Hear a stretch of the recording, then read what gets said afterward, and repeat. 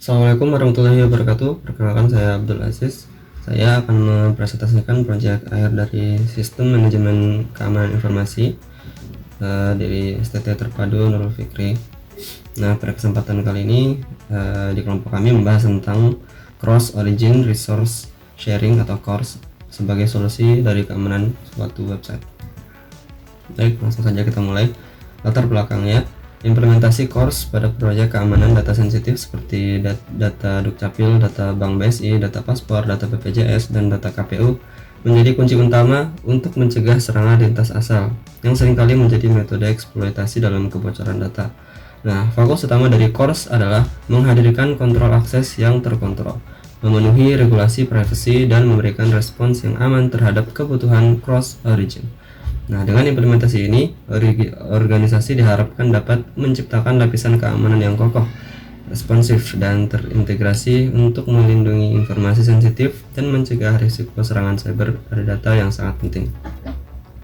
Nah, adapun kajian teori dari mekanisme CORS ini ada beberapa. Yang pertama adalah Same Origin Policy atau SOP adalah prinsip keamanan yang diterapkan oleh browser web untuk mencegah permintaan lintas asal secara default.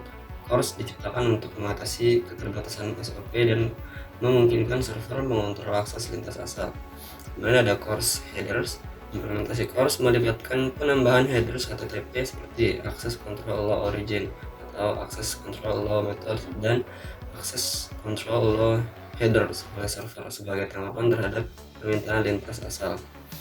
Kemudian ada Cross Origin Resource Sharing atau CORS itu sendiri merupakan sebuah mekanisme yang memungkinkan sebuah sumber dari domain yang berbeda untuk mengakses sumber daya dari domain lainnya. Nah, mekanisme ini seperti dijelaskan di awal digunakan untuk mengatasi masalah keamanan yang timbul akibat sumber daya dari domain berbeda tidak dapat saling berkomunikasi seperti itu. Kemudian untuk teknologi yang akan atau tools yang digunakan di dalam mekanisme CORS ini ada yang pertama ada Express dalam pengembangan berbasis Node.js misalkan. Nah, di sini menggunakan framework Express untuk implementasi CORS dapat dilakukan dengan mudah menggunakan middleware CORS. Bisa juga menggunakan Flask. Ini untuk aplikasi yang berbasis Flask di Python ya. Flask ini Flask CORS adalah ekstensi yang menggunakan implementasi kebijakan CORS. Kemudian ada juga dari Django dalam konteks Django atau Python ya. Ini framework Python. Django CORS Headers adalah aplikasi untuk menyediakan middleware CORS untuk mengatur headers CORS.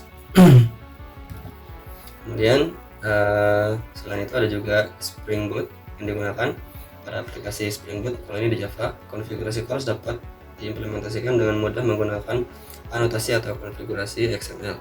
Kemudian ada Nginx modul. Nginx sebagai server web dan reserve proxy dapat dikonfigurasi untuk mengizinkan atau membatasi akses lintas asal menggunakan modul CORS. Seperti yang kita lihat di sini, di beberapa bahasa ternyata sudah menyediakan untuk sistem protokol keamanannya tersendiri. Baik, selanjutnya cara kerja dari CORS ada 5, ada permintaan, request, ada pengolahan permintaan, ada respons, ada penanganan respons, dan yang terakhir ada perlindungan terhadap ancaman. Kita lihat detailnya seperti apa. Cara kerja CORS yang pertama adalah permintaan atau request dari browser.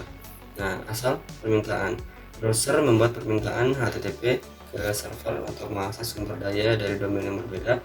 Kemudian header origin, browser menyertakan header origin dalam permintaan HTTP untuk menetapkan asal dari permintaan. Seperti yang kita lihat di gambar. Kita naik saja biar cepat. Pengolahan permintaan pada server.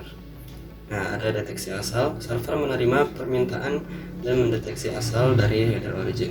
Kemudian setelah itu ada pemeriksaan kebijakan CORS, server melakukan pemeriksaan kebijakan CORS untuk menentukan apakah permintaan dari asal tertentu diizinkan. Kemudian cara kerja yang ketiga adalah ada respon dari server. Headers CORS dalam respon jika asal diizinkan. Nah, server menyertakan header CORS dalam respon HTTP, terutama Access Control Law Origin. Headers ini mendefinisikan domain yang diizinkan untuk mengakses sumber daya. Kemudian ada headers tambahan, ini opsional ya. Server juga dapat menyertakan header tambahan seperti Access Control Law, Access Control Law Headers atau method untuk mengizinkan metode HTTP dan jenis headers tertentu.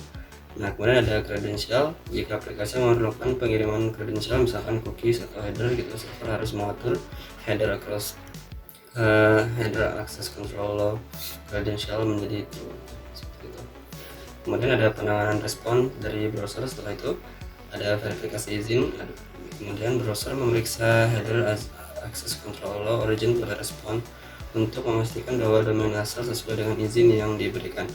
Akses ke sumber daya. Jika izin diberikan, browser mengizinkan akses ke sumber daya dan memproses respon sesuai dengan gambar ini.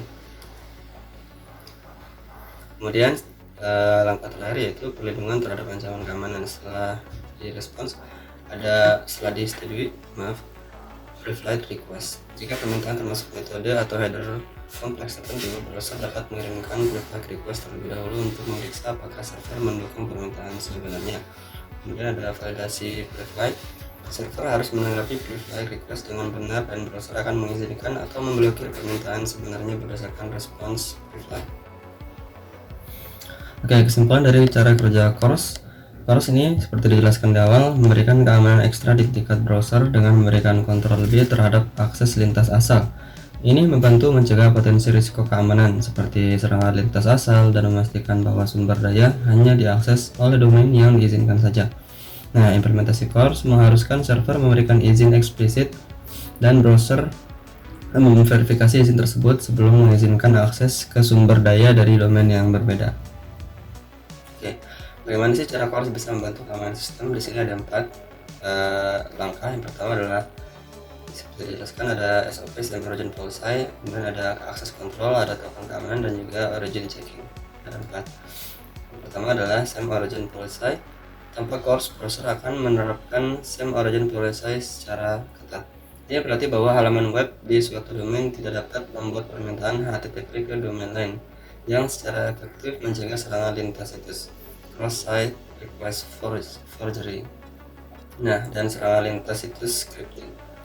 Kemudian untuk akses kontrol HTTP headers. Yang kedua, akses kontrol HTTP headers. Hal ini memungkinkan server mengendalikan sumber daya yang dapat diakses, metode HTTP yang diizinkan, dan headers dapat digunakan oleh permintaan lintas domain. Nah, pre-flight request untuk permintaan HTTP tertentu, misalkan permintaan dengan metode HTTP selain GET, POST, atau HEAD dengan pengaturan header custom. Browser akan mengirimkan permintaan pre-flight sebelum permintaan aktual untuk memeriksa apakah server mendukung permintaan tersebut. Nah, untuk yang ketiga, caranya adalah melalui token keamanan. Ketika menggunakan CORS dengan autentikasi seperti dengan token keamanan, server dapat memeriksa token keamanan pada setiap permintaan lintas domain untuk memastikan bahwa hanya permintaan yang sah yang diterima. Nah, kemudian yang terakhir adalah caranya origin checking.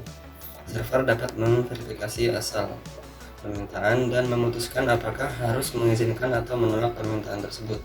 Ini membantu mencegah akses tidak sah ke sumber daya yang hanya seharusnya diakses oleh domain tertentu.